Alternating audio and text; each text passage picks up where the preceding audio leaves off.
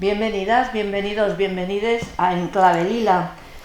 Vamos a escuchar una vez más voces expertas para que nos expliquen algo de lo que está sucediendo hoy y además sobre todo lo que no nos están contando. Yo soy Teresa Esbarrau, este podcast es de Lunes Lilas y estamos en la Casa de las Mujeres de Pamplona. Y hoy tenemos en Enclave Lila a dos mujeres, vaya, qué mujeres. Así que tenemos a Luciana Pecker y también a Marisa Coan. Yo os voy a introducir un poquito de cada una de ellas, aunque yo creo que las conocéis. Luciana Pecker es periodista, escritora y activista feminista. Escribe en diferentes medios de comunicación, y también tiene unos cuantos libros muy interesantes publicados. Solo voy a nombrar el último porque, por aquello de acercarme ya a sus últimos escritos, el de la odiocracia al fondo a la derecha, que me parece del que vamos a comentar algunas cosas, y también deciros que tiene un video podcast, ¿no?, que es Renacer, creo, ¿no? Sí. Y que además está, digamos, apoyado o llevado también por Pícara Magazine. Así que nos da vueltas en esto del podcast, ¿eh? Bueno, y a su lado está Marisa Coan, también y lo digo con todo el cariño, lo de vieja conocida nuestra, muy querida también, que también, bueno, por cierto, de origen argentino ambas, que Marisa está especializada también en género. Sí, quiero decir que ella sobre todo y últimamente mucho más en violencia vicaria e institucional, de la que escribe mucho, pero en general igualdad, cooperación al desarrollo y derechos humanos, y también escribe habitualmente en Diario Público. Bueno, pues les agradecemos mucho en las jornadas que ha organizado Lunes Lilas, que son a 10 años de la terrible violación de La Manada y a 18 del asesinato de Nagore Laffage. Bueno, bienvenidas, chicas. Gracias. Señoras. Yo primero os pregunto a cada una, ¿por qué elegisteis lo que estáis haciendo? Y además desde la mirada de género. ¿Por qué, Luciana? Venía en el tren a Pamplona escribiendo una historia adolescente de mi colegio secundario, que es el instituto en España, y en ese momento fui la segunda generación de mujeres que podíamos entrar a un colegio que era solo de varones, y hacían que los varones puedan ir vestidos como querían y que las mujeres nos tuviéramos que tapar con algo que se llama guardapolvo. Polvo es una palabra que en la Argentina quiere decir sexo, así que guardar el sexo quiere decirlo todo. Tenía 13 años y creo que desde que quisieron que nos guardáramos es que nosotras salimos, de hecho nos rebelamos sin llevar el guardapolvo. Un día hicimos huelga y nos sancionaron, así que desde ese momento hasta ahora creo que lo elegí muchas veces, pero que también fue una forma de poder sobrevivir a una vida en donde no teníamos derecho al deseo. ¿Y tú, Marisa? Bueno, en mi caso, yo estudié periodismo. En realidad yo iba a hacer biología, yo quería ser una Jacques Cousteau, pero a mi manera. Y finalmente terminé haciendo periodismo, y cuando terminé periodismo pensé que lo que me gustaría es meterme en periodismo económico, porque pensaba que cambiar un poco el mundo había que hacerlo desde dentro de las estructuras y que esto debía... Y la verdad es que, bueno, hice un poco de periodismo económico y terminé un poco harta del periodismo económico. No me gustaba nada, decía yo, aquí no sé cómo voy a cambiar nada. Y me surgió la posibilidad, en realidad lo que me di cuenta es que quería hacer cosas que tuvieran que ver con derechos humanos, relaciones internacionales, hice un máster. Y tuve la oportunidad de ir a vivir a Estados Unidos, y ahí justo acababa de pasar la Conferencia de la Mujer, y fue en el año 96, 97, y empecé a trabajar en organismos de Naciones Unidas que tenían que ver con el tema de la mujer, y a formarme un poco y a entender un poco qué es esto, y la verdad es que bueno, ahí me di un poco cuenta de que lo que me interesaba era más cambiarlo desde esa perspectiva, ¿no? O sea, que si había algún cambio que había que hacer era el feminismo y de los derechos. Gracias. Oye, por cierto, esto es un guardapolvo, me he quedado alucinada, no sabía que llevaban guardasexo, pero me lo voy a quitar. Pero violeta, ese era blanco, que tiene toda una connotación negativa. No lo había oído nunca. Blanco y por debajo de la rodilla. Que es verdad, la relación, es verdad. Bueno, pues de lo que habéis estado hablando estos días, ¿tú por ejemplo qué destacarías, así decir, de esos 10 años, de los 18? ¿Crees que ha habido algún cambio? ¿En qué? ¿Cómo? Bueno, por un lado yo creo que son dos hechos que marcan a Navarra, a España y al mundo en dos visiones, ¿no? Por un lado en los femicidios, que soy de la generación de periodistas que luchamos en la Argentina, decimos femicidio, porque se instaure esa palabra que no es neutral, sino que lo que muestra es que las mujeres nos matan y las matan por ser mujeres, ¿no? Y por las relaciones de pareja. Y eran muertes que para la sociedad en general eran crímenes pasionales, ¿no? Entonces estaban ligadas al amor como una consecuencia del amor, y muy especialmente que al llamarlas pasionales no solamente se generaba como, bueno, te quieren tanto que te matan, sino que además era una idea de que eran inevitables, ¿no? Que eran algo que pasaba y que, como era pasional, la pasión es incontrolable, y que por lo tanto era inevitable, que entonces no había ni responsabilidad del Estado ni responsabilidad de la comunidad. Yo creo que estamos en un claro momento de retroceso después de tantos avances, y eso no lo podemos negar, pero también en perspectiva histórica, por supuesto que hemos logrado que hoy no se mate a las mujeres como si no pasara nada, y que cuando se muere una mujer asesinada, sabemos y nos duele que ese crimen debió haberse evitado, y que hay una responsabilidad, ¿no? Hay una responsabilidad del Estado por acción o omisión, y hay una responsabilidad de la sociedad, y hacemos todo lo que podemos en la medida de las posibilidades según los lugares sociales para intentar que ninguna mujer muera en relaciones de pareja. La violación de la manada creo que por supuesto es un antes y un después para España, pero que además enlaza muchísimo con la lucha de América Latina de Ni Una Menos, y muy especialmente España era muy conservadora sobre que, de hecho, la definición del femicidio, los conteos que se hacían solo eran de relaciones de pareja o exparejas, y en América Latina hablamos mucho del asesinato de mujeres, chicas, pibas, le decimos nosotras, o sea, las más jóvenes, en lo que llamamos en situación de goce, o sea, yendo a bailar, saliendo a la noche, y lo que se genera con el movimiento de repudio a los fallos es una expresión muy fuerte de defender el derecho a la noche, defender el espacio público, defender el derecho a las fiestas, defender el derecho a la sexualidad, ¿no? Salir de ese prejuicio. Y entonces creo que eso fue un cambio histórico.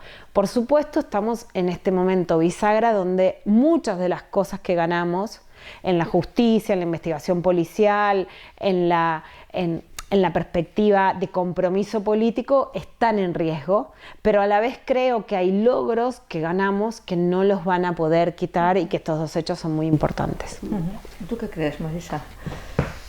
Bueno, yo llevo, aunque tengo origen argentino, llevo viviendo en España los últimos 40 o 50 años. O sea, he perdido la cuenta, como es en Argentina soy de una gallega, soy una española casi de...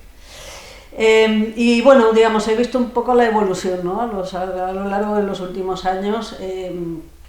Estos dos asesinatos de los que hablamos han marcado un antes y un después, ¿no?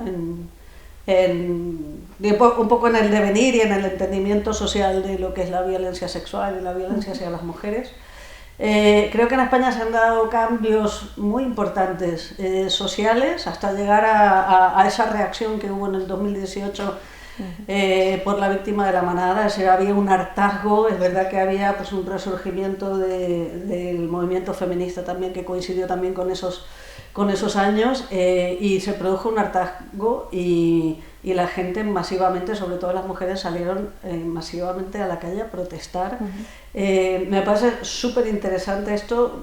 Llevó a un cambio legislativo importante, es el cambio en el que, bueno, pues asumimos un poco lo que decía el convenio de Estambul, ¿no? De tenemos que hacer una mirada, no es cuánto se resiste la mujer para ver si hubo o no hubo un delito más grave a nivel sexual, sino que tenía que ver con poner el consentimiento realmente en el centro, ¿no? Porque muchos juristas dicen, el consentimiento ya estaba, todo tenía que ver, pero no había realmente una visión de que es un consentimiento además afirmativo lo que tiene que prevalecer, ¿no? Es decir, aquí teníamos, bueno, lo de la manada fue tremendo porque la primera sentencia del tribunal terminó diciendo que que había sido, bueno, para algunos de los jueces un jolgorio, pero para otros que no habían visto que hubiera habido violencia en una violación de 5 hombres a una mujer. Y creo que eso, bueno, un poco lo cambió todo a nivel legal.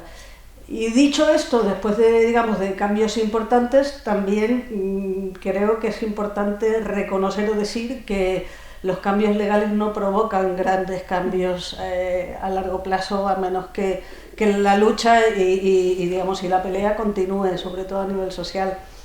Hemos visto que muchos de los cambios legales no provocan cambios reales en la justicia, y eso engancha un poco con lo que decía Luciana, de que, bueno, de que sigue habiendo una acción o una omisión por parte del Estado a la hora de juzgar los crímenes que tienen que ver con las violencias sexuales en este país, y que siguen siendo muy machistas, muy prejuiciosos, sobre una violencia además que es ínfimamente denunciada, tan poco denunciada que es ínfima. O sea, se calcula que menos del 10% se denuncia. De ese 10%, el 80% nunca llega a juicio. Lo que llega a juicio, que es un 20%, una parte se descarta, y lo que puede llegar a condena es una de cada 10 denuncias, 10 de las denuncias que se habían presentado, con lo cual estamos hablando de un delito que prácticamente no está condenado. Ciertamente. Bueno, como además las dos sois argentinas, sí que me gustaría un poco, porque además justo en el podcast anterior fue con Ana Requena, y claro, hablamos del aborto, ¿no?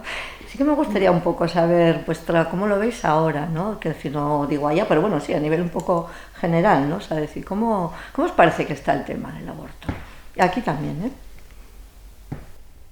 Yo creo que Luciana tiene más que decir, bueno, por lo menos como tampoco está es un poquito, que... Es decir, yo, digamos, claro, está mal.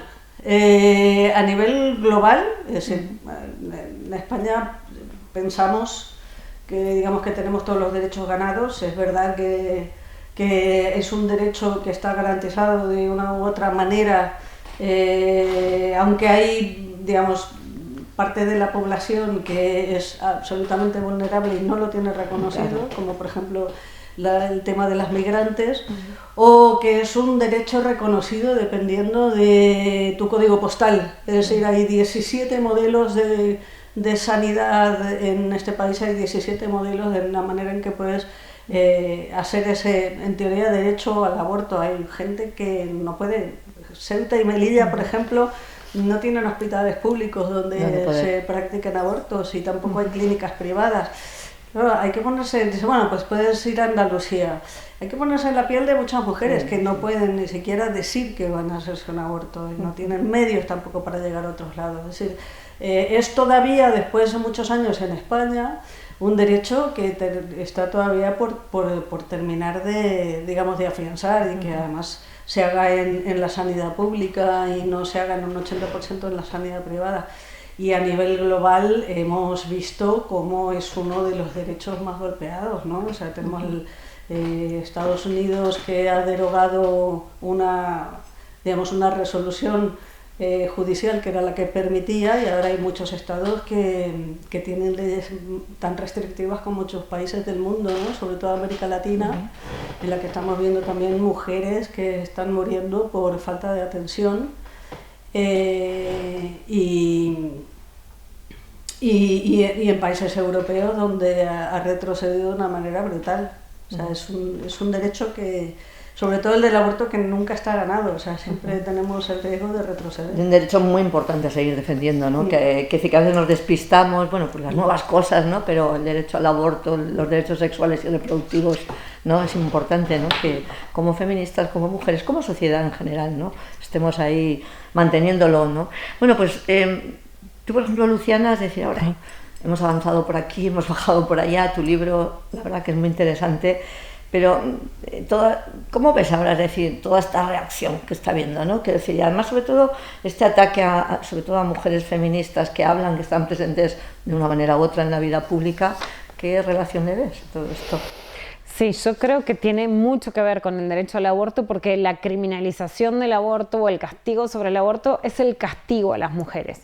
Y sin lugar a dudas eso está relacionado con el goce, como hablábamos, no tanto la violencia sexual como la criminalización del aborto o el dolor frente al aborto, no dar anestesia, etcétera, son maneras de castigo a las mujeres. Y la agenda de la Internacional Reaccionaria se ensaña con el derecho al aborto. De hecho, Javier Milei en el foro de Davos, que es el Foro Económico Mundial en Ginebra, supuestamente se pasaron la vida diciéndonos que lo importante era la economía y van y se ponen a hablar en contra del aborto. ¿Qué les pasa, señores? O sea, bueno, ahí se muestra que hay un ensañamiento muy fuerte con los avances que se dieron además especialmente en América Latina con la aprobación de la ley en Argentina, interrupción voluntaria del embarazo, que es la ley más moderna, con el fallo de México y muy especialmente de causa justa en Colombia. Qué bonito lo del pañuelo verde, o sea, aquí también estábamos emocionados. Por supuesto, sí, fue de hecho el gran símbolo del siglo XXI es el pañuelo verde, que viene de las madres y abuelas con el pañuelo blanco y que se lleva un montón de luchas distintas. Y eso, bueno, es muy simbólico de que cualquier otro símbolo que querramos pensar es del siglo XX. El gran símbolo del siglo XXI es el pañuelo verde, por eso es el nivel de ataque y por eso es el castigo a lo que llamamos mujeres públicas o mujeres en primera línea, porque tiene que ver con mostrar un disciplinamiento social, que si das la cara, que si tenés voz, te va a ir muy mal en la vida personal. Que seas como seas, el castigo va a ser muy grande. Y eso lo que intenta es justamente aleccionar a las chicas más jóvenes, que vieron en el feminismo por este lazo que se pudo dar, que las más grandes protegimos a las más chicas, que no solo les dijimos que les deseamos una vida en donde tener una pareja no fuera en nombre de su propio tiempo, de su propia libertad, de su propio deseo, sino que podían salir de fiesta, que podían participar de las fiestas populares como es San Fermín, que podían ir a una discoteca, que podían disfrutar.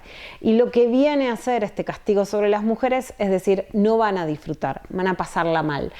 Por eso es tan importante proteger a las mujeres con voz pública, porque es importante tener una conducta con estas mujeres y porque es importante que a las más jóvenes no se les espeje el castigo cuando una mujer levanta la voz. Hablando de castigos, Marisa, sí que, aunque sea un poquito, ¿qué castigo es para las mujeres todo el tema de la violencia vicaria y violencia institucional? Bueno, es un tremendo castigo porque parte de prejuicios y estereotipos sobre todo que además están muy instalados en las instituciones que tendrían que defender y que además tendrían que proteger tanto a mujeres como a niñas y a niños y a sus hijos y no lo están haciendo, ¿no? Es más, son parte de ese castigo o incluso amplifican ese castigo, ¿no? Estamos hablando de la violencia vicaria, que es una violencia que se ejerce a través de otros, en general a través de los hijos. Se da mucho cuando hay una ruptura de la relación o cuando la mujer decide separarse y entonces, digamos, que lo que tiene el hombre, el padre o la expareja de esta mujer para seguir castigándola son los hijos. Que son sus propios hijos, ¿no? Esto hay algo que, bueno, que siempre hablamos de la violencia vicaria, la relación de la madre con los hijos. Creo que nos falta hablar de esa parte de la relación de los padres con los hijos, porque hablamos siempre de la relación paterno-filial, pero es un término jurídico que no dice nada en realidad, que dice más allá del derecho de los padres a tener acceso a los hijos. Pero, digamos, son sus propios hijos. Entonces, que a sus propios hijos no tengan problema en maltratarlos con el simple hecho, digamos, con el objetivo de lastimar a sus exmujeres o a aquellas a quienes ellos sienten que todavía les pertenece, ¿no? Entonces, bueno, pues eso existe, está muy estudiado, pero cuando llegas al nivel de la justicia, un poco todo lo que se llama la justicia, ¿no? Los operadores jurídicos, es decir, tanto los servicios psicosociales como los juzgados, como el propio juez, no conocen, no entienden esa violencia y si la entienden la pasan por alto. Entonces estamos viendo cosas tan aberrantes como padres o exparejas que son maltratadores, incluso pueden haber sido condenados, pero que la justicia considera que pueden seguir teniendo una relación normal con sus hijos porque no pasa nada, ¿no? Cuando está más que demostrado que un maltratador nunca puede ser un buen padre. Y además, legalmente, por lo menos en España, ya existe una ley que dice que los hijos de mujeres que han sufrido maltrato son digamos, son víctimas directas de esa misma violencia, no es que sea secundario, que a lo mejor les afecte, no. La ley dice que lo son, entonces si lo son, ¿por qué la justicia no los protege, ¿no? Entonces nos estamos encontrando con casos en los que los jueces aparentemente parecen desconocer la ley, no la aplican, siguen dando custodias. Y es una violencia tremenda, porque claro, afecta a las madres, pero afecta a los hijos. O sea, es una violencia contra la infancia que es terrible, ¿no? Y que ahora, bueno, se está intentando ver cómo hacer un cambio legal para que eso no se siga aplicando. Pero es muy difícil, porque tiene que ver con estructuras mentales y con el patriarcado que considera que que los niños en este país no tienen derechos, no son sujetos de derechos, son cosas. Cierto, han sido incluso a veces hasta desde el feminismo al inicio como un poco olvidados, ¿no? Bueno, hay que desde la parte del feminismo también ha estado olvidado. Por eso digo, este tipo de violencia es algo que parte del feminismo nunca ha mirado demasiado bien, y hemos tenido, bueno, ya casos, digamos, en España suficientes como para entender que es una doble violencia, ¿no? Eso por eso digo que creo que es importante empezar a hablar de esta parte de la paternidad, porque bueno, se habla con los hombres maltratando a sus hijos, pero estamos hablando realmente de personas que no les importa son sus hijos, no les hacer importa. cosas a sus hijos con tal de tener un rédito. Sí, la verdad que es un tema para seguir y seguir, pero bueno, esto nos da... Sí que os quería... Bueno, yo vengo de esas ideas que gritábamos y decíamos de sacar vuestros rosarios de nuestros ovarios, que no se meta la Iglesia en nuestras vidas. Y claro, yo estos días estoy viendo que se mete y se mete y se mete, francamente, por muchos lugares. ¿Cómo estáis viviendo? ¿Vosotras sois de las que os arrodilláis ante el Papa? Bueno, yo no... A ver... Literalmente no, porque además yo no vengo de una tradición católica, o sea, vengo de una tradición judía, con lo cual a mí todas estas, y además atea, muy agnóstica, no era nadie practicante, y yo creo que incluso de una tradición judía de izquierda, ¿no? O sea, socialistas, de pacifistas y tal. Entonces, literalmente no, pero además, bueno, yo lo vivo con mucha indignación, y el otro día...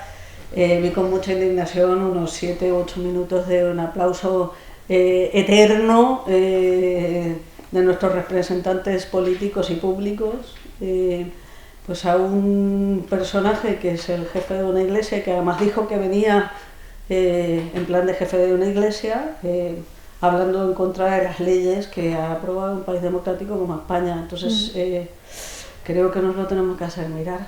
Yo estoy indignada. ¿Tú, Diana?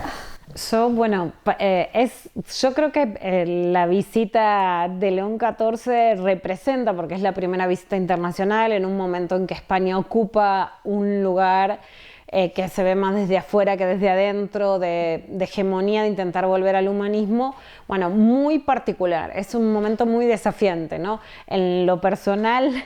Digamos, en Argentina se aprobaron una serie de leyes hasta la culminación de la ley de interrupción voluntaria del embarazo, con la oposición explícita no solo del Papa, sino de quien para nosotros era Jorge Bergoglio, o sea, el ex Papa que elige de hecho a León como su sucesor, fue el obispo de Buenos Aires. Entonces tengo una vida entera de confrontar con quien fue el Papa, con el Vaticano, y de una disputa directa, en donde Bergoglio no quería el matrimonio igualitario, ganamos el matrimonio igualitario. Bergoglio llamaba a los canales de televisión para que no cubrieran la legalización del aborto, nosotras peleábamos directamente, digamos, ¿no? Y en los encuentros plurinacionales de mujeres y diversidad, bueno, confrontando con los sectores católicos reaccionarios. Por otra parte, Juntas a Católicas por el Derecho a Decidir, que es la gran organización feminista que tiene otra forma de ver la teología. Y la confrontación fue directa y el resultado también. Las mujeres ganamos derechos, a pesar incluso de que haya un papa argentino en el Vaticano. Entonces, vengo de esa tradición.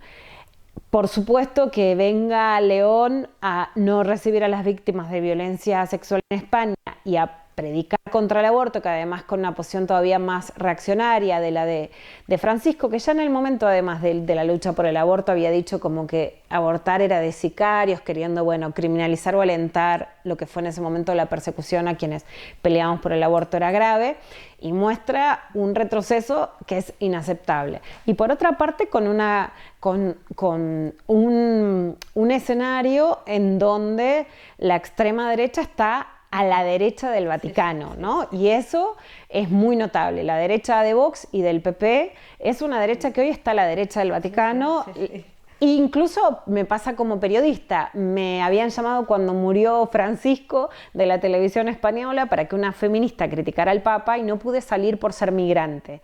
Entonces, también hay un dilema que el Papa León va a las Islas Canarias a escuchar a quienes vienen en pateras y en ese sentido sí claramente ni la izquierda española, ni los medios de comunicación, ni el feminismo hegemónico de España está tomando ni las posiciones ni integrando lo que plantea hoy León en relación a los migrantes, a los refugiados, etc. Entonces creo que en ese sentido hay una muestra de que lo que yo llamo la odiocracia está muy a la derecha del Vaticano, corre por derecha el Vaticano y creo que León vino también a marcar esa cancha. Y creo también que, bueno, es como una película donde hay personas, hay villanos frente a los que te confrontabas y que de repente ahora hay un supervillano y estamos en ese escenario. Estamos en un escenario de supervillanos que en Europa, en Belfast, están quemando casas de migrantes vivos. O sea, estamos frente a una inquisición en donde es otra postura. Entonces, las dicotomías históricas de las que además confrontamos directamente, ¿no?, con esa iglesia y hemos ganado derechos, las tuve, las tengo y las voy a seguir teniendo. La posición en relación a la migración es una posición que respeto, es una posición que me llega, lo entiendo como una posición política y lo entiendo por sobre todas las cosas como un alerta de que hoy nos enfrentamos a una extrema derecha que si usamos el calendario a partir de esta idea religiosa, hace 2026 años que no nos enfrentábamos a un peligro tan grande como para que sea la iglesia la que tenga que mostrar que no se puede morir gente en el mar o morir gente quemada. A mí, si me dejas participar, sí, porque solo brevemente, o sea, muy de acuerdo con eso. Es decir, el gran discurso, yo creo que del Papa en el hemiciclo, ¿no?, en las Cortes, criticable en el sentido de que, bueno, pues es el representante de una iglesia que lo dijo además y que hizo serias críticas que yo creo que no ha lugar, ¿no? Y muy criticable eso, incluso una postura. Ahora, también me llama mucho la atención que la izquierda asuma un poco la bandera del Papa, es decir, de alguna manera lo ha utilizado un poco, si me permiten, la expresión como de mamporrero contra esta extrema derecha tan radical y tan radicalizada, ¿no?, que son Vox, pero además también es el PP porque la está apoyando, en esta visión tan reaccionaria con el tema de la migración, ¿no? Y bueno, en ese sentido, de alguna manera chapó de que la Iglesia por lo menos está empezando a poner un poco pie en pared, a partir de aquí estas son discusiones que no podemos tener, ¿no? Estamos de acuerdo, nosotros también en la visión que habéis dado. De hecho, aquí trabajamos bastante también con el grupo de mujeres de la Iglesia, de las que sí que están porque avancen en materias de igualdad, ¿no? Y bueno, completamente por un mundo más humano, no lo que estamos viviendo. Así que os tengo que despedir, seguiríamos muy a gusto, pero bueno, espero que disfrutéis de Pamplona estos días que estáis por aquí un poquito, siempre corriendo, ¿verdad? Corriendo al lado que nos caracteriza, pero bueno, ha sido un placer y bueno, nos seguiremos viendo en este podcast en la siguiente vez. Gracias a vosotras. Muchas gracias, Tere. Muchas gracias. Muchas gracias.